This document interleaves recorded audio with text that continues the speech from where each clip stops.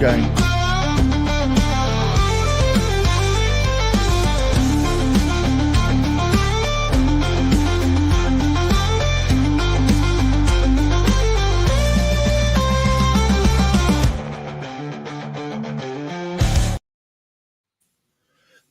Bienvenue. Welcome to another live stream. This is IPSA Kind of Magic, the live stream which is devoted towards the independent personal search agents, or the association thereof, of which Hamish is the current chairman. And we talk about topics that are relevant towards searches and people who do searching. Today's topic is no different. Are you buying blind? Why searches still matter in 2025. Hamish, why do searches matter when surely at a touch of a button, everything we need to know about a potential property purchase is just there? Well, let me give you a political answer. It's a fantastic day this afternoon in Oxfordshire. Sparkling sunshine. Here I am, ready to go hurtling off to Birmingham after we've finished our little podcast here today. And probably some of you who are listening have got half an ear on what's going on in the budget, which is being announced today. Let me tell you a little something. You don't need to worry about mansion tax until 2028. You heard it from me first, hopefully. But if you haven't, that's part of what's going on in the budget. The rest of it, to be perfectly honest, forget it. It's a complete bloody shambles, but it's not going to have much of an impact, really, other than the fact that it's going to screw up the economy for the next 3 years. So let us get back. Just that then. You asked me first. Was there a question you asked me? Oh yes, there was. Why searches? This day and age, one would hope that everything was nice and straightforward. You could press a button and there would be your answer. That doesn't quite work like that, because what we do have, why we have local authority searches, it's one of the last remnants actually of what the councils are going to be sort of left with. Although when we look at the whole search that we're requiring information on, because it's a choice. We did speak last week about would insurance cover it, and we know for a fact it won't. Because it depends what you want to do with your property. But what's important about the search, which many people forget, and they say, oh, it doesn't matter, because they set the heart on something they've seen somewhere. They're genuinely, this is something we want to do. Well, I mean, that's absolutely sort of fine, but it does make, if you have got your heart set on something, and it can be, I mean, sometimes, we've spoken about this before, somebody could be saying, right, look, with all the fuss, it just costs too bleeding much to move. This is going to be the last time. We want to find somewhere the family can sort of settle in. The children could grow up. They can go off and do their thing. And we've got the house that we want. Funny enough, our son and daughter-in-law decided upon that. And what they've got is absolutely ideal. The trouble is they can't get rid of the children now because the children are enjoying it. No, in fairness, no. The grandchildren, one of them is at university, but the other, I mean, they're fabulous characters. They're no trouble, to be quite honest. They even feed themselves. Mind you, they don't replenish it once they've fed themselves. But that wasn't what we were talking about. Let's get back to, I'm forgetting, I'm not a politician any longer. I never was in the first place. However, the search that we want to get back information that's important to us to know that all things are okay. And that local authority search, and when people sort of say, oh, I found it, this will do, this is exactly what I want, they move in there, and if we can't put an extension on it because it happens to be in an area of outstanding natural beauty or a conservation area, or it might be too close to a listed building. There could be anything that came up within that which said this you can't do, and there can be sort of limitations on what can be done with the property, which are stated within the details held by land registry. So you need to get those details. It may well be somebody's got access across your land that you didn't know about, which happened to me in one particular. I bought my first property I bought. I didn't have a clue what I was doing. Not that I have much more of a clue now. However, at the time, I didn't realise that. But basically, all the people in our row of, because it was a row of, I can't remember, was it about sort of 6 or 8? I think it was 6 or 8 properties that we actually sort of had, and everybody had a right of access across the area of my property, which I only found out about when I stuck the fence up, which was a bit late, so we had to do something about that. But things of that particular nature are actually going to come out with a land charges search. Other aspects which are possibly not important in the first sense, that things like radon. People say, "Well, what's the trouble with radon?" And the great thing about radon is it should be known. Most people would have had if they were in an area that could possibly have been affected, they would have been advised to get a full survey carried out on the radon. They don't cost very, very much, and it does take 2 or 3 months for the need to record what's going on. The radon itself isn't a particularly nice gas, because if you're in a high radon area, it doesn't mean that your health is going to be permanently damaged by living there, although it had been sometimes in the past. What it does mean, you need to protect yourself against it.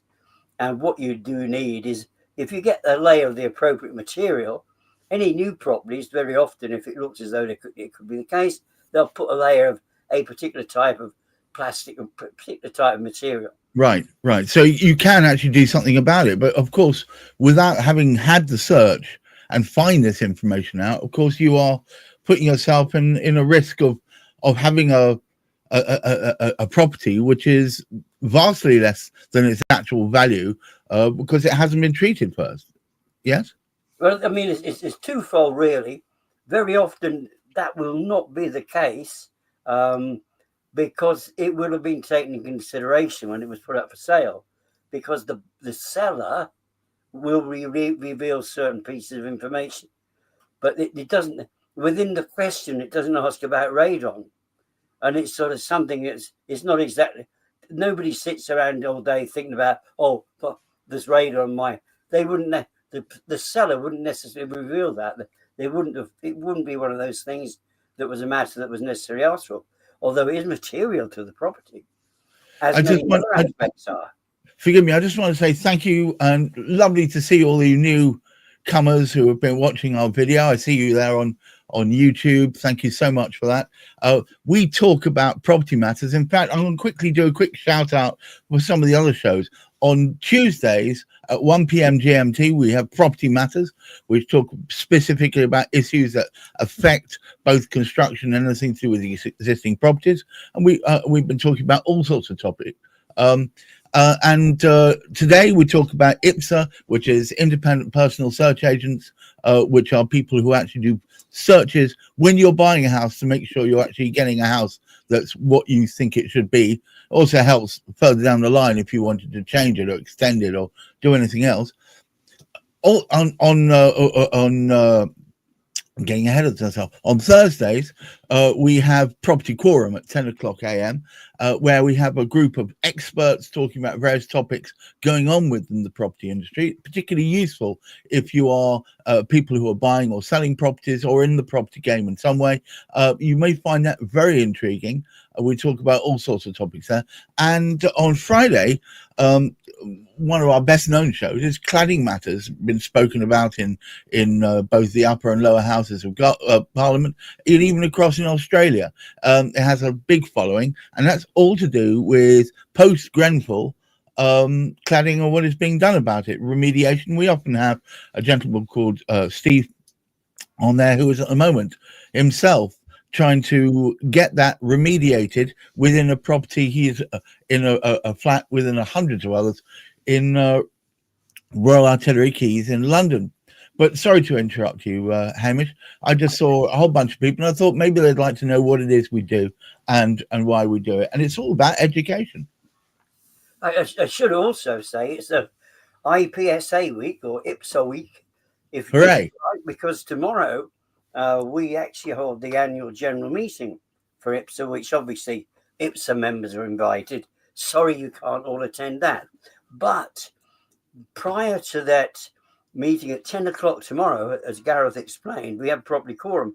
And it so happens this week we have the 3 directors of the Association of Independent Property Search Agents, alongside Juliet, one of the very, very experienced property lawyers.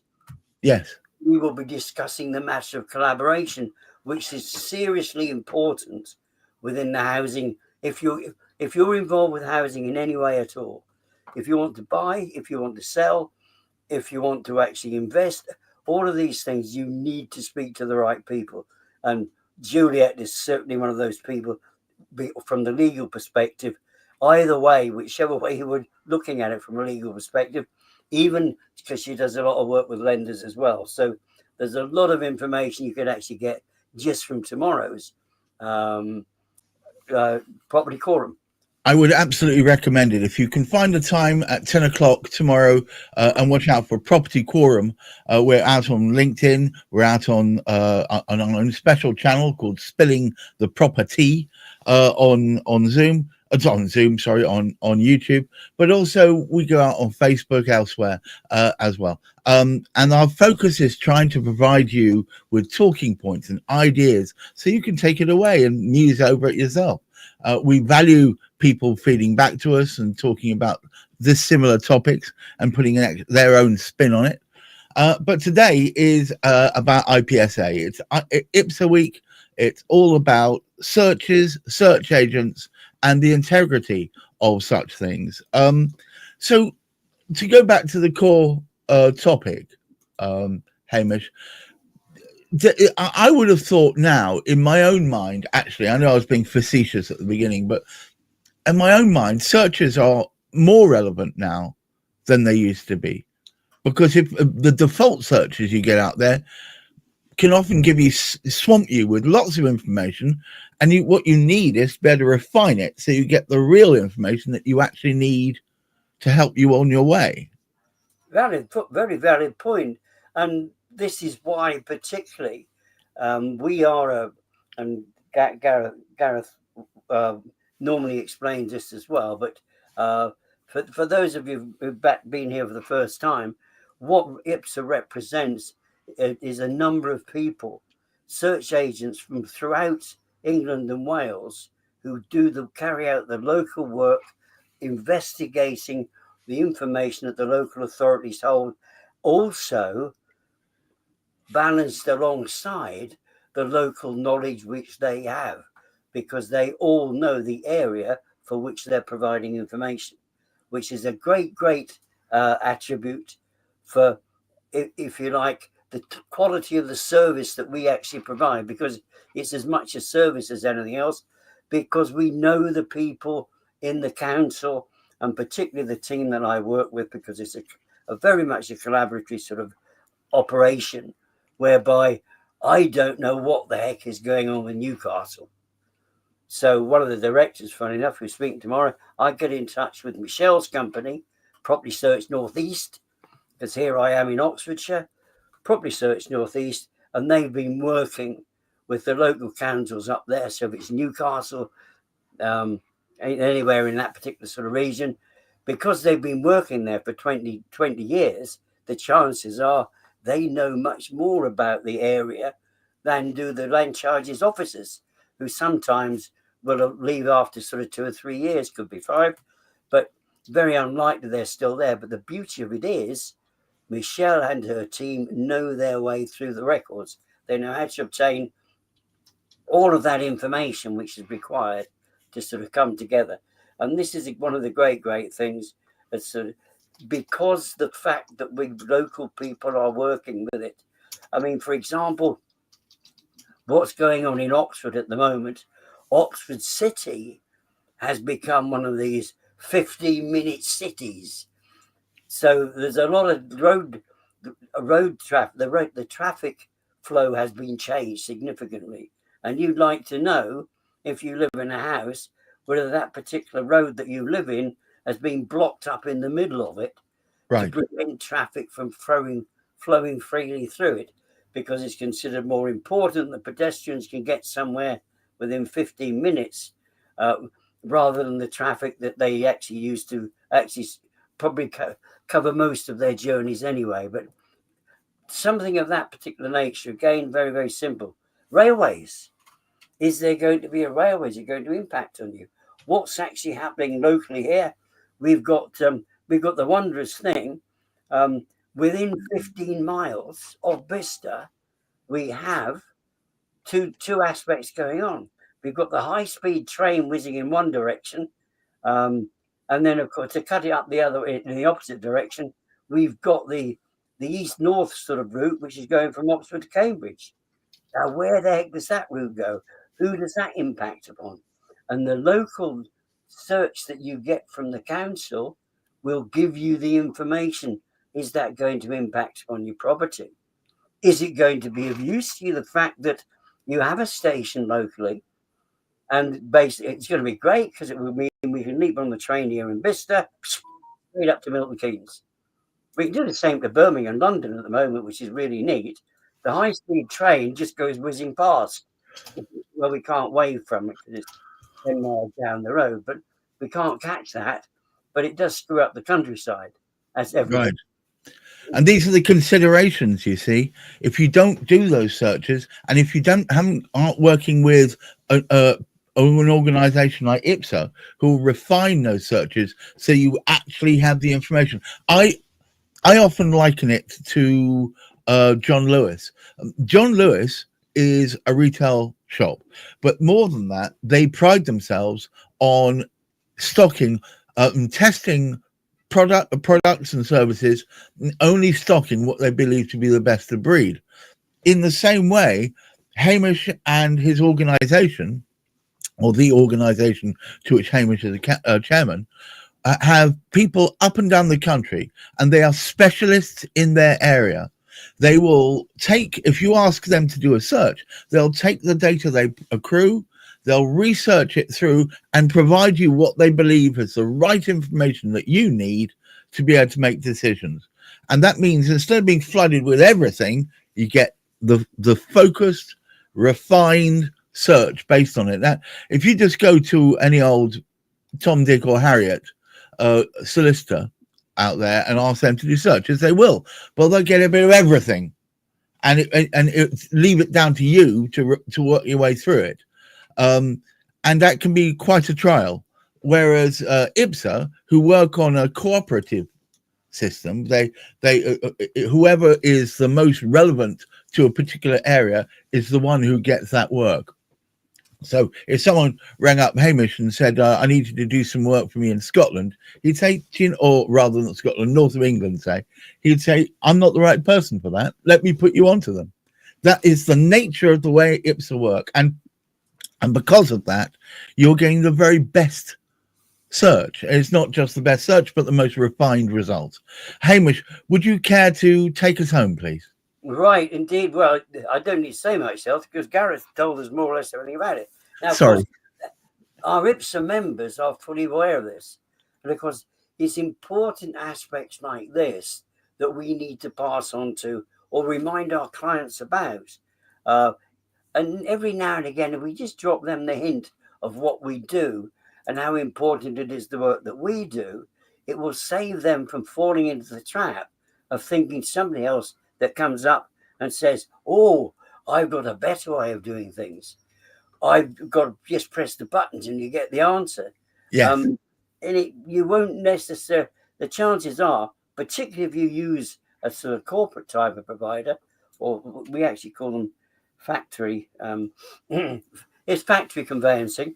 Unfortunately, that takes longer. One would assume it would be quicker, but it does take longer, and in some cases, an awful lot longer, because if you like, you're at the bottom of the pile, whatever the date comes in. If you actually ask me for a couple of places in Oxfordshire, not everybody with IPSA members can actually sort of do this, but it had been done. We know that sort of one of our London providers has actually sort of done this before now. But for example, certain parts of Oxfordshire, I could obtain, because we know Oxfordshire really well, and it's our team that would be doing it, we could get the full report to you within an hour, which is unbelievable when you consider some people are, that's 1 hour, and some people cannot get the information because of even the council, even the people, even with all of the people that we have and all the people they know in all the land charges offices, it could take you 6 weeks to get that same information that we've got from these 2 Oxfordshire councils within a matter of an hour.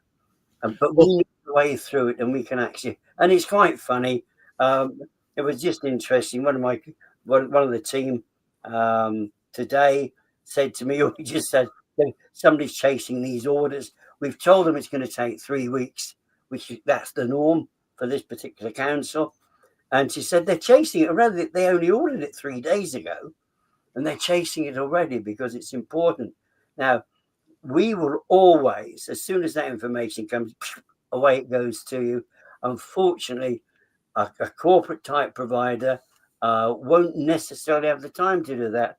And certainly the factory type is not going to have the time at all, because they've got all this paper in front of that.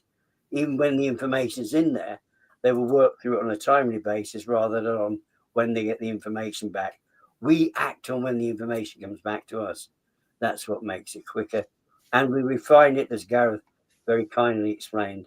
And back to you it goes. And these are the things that we as IPSA members should be passing on to our clients all the time. Let them know.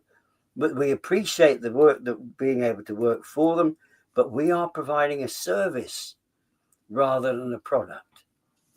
And once again, thank you so much, Hamish, for making that absolutely crystal clear. And to all of you out there who are members of IPSA, IPSA, please think about coming on the show. We would love to promote what it is you do within your local area. And also we'd like some feedback. I occasionally get feedback from IPSA members. And to all the people watching, so thank you so much for everyone all the comments. Gareth, if we could just briefly, just a reminder, IPSA members, annual general meeting tomorrow. And if anybody is fully awake within IPSA members, just log in half an hour earlier and you'll catch up with a couple of from IPSA on that particular one. But any of the rest of you, do join in tomorrow. Do come and join us tomorrow. Look and see what we speak about, how important it is that we go around cooperating with other people. We collaborate. We speak with each other, because that speeds up your transaction for you.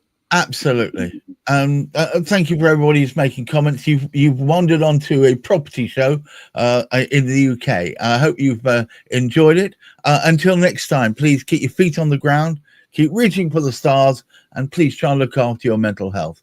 Until next time, bye-bye. There's a tale about some folks with hammers and some nails. They'll plunge through the moon, but their word always fails.